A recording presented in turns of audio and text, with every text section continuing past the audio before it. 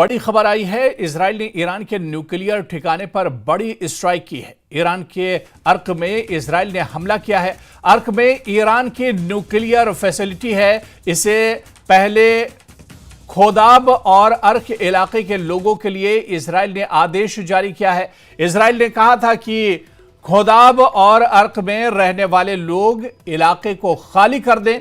Iran के खोदाब और अर्क इलाके में ईरान की न्यूक्लियर फैसिलिटी है।